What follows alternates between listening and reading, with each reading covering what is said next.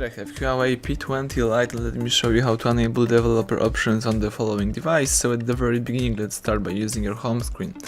Then let's find and select the settings. Scroll down to the bottom of the list and choose System. So right here you need to find and select About Phone. Now find the build number and tap a couple of times on build number.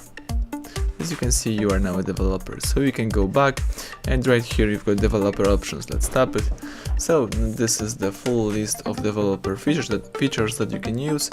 Here, for example, you can enable OEM unlocking right here, tap enable, so you just allow the device to be OEM unlocked. You may also scroll down and, for example, enable USB debugging by using that switcher. Let's read the warning and tap OK.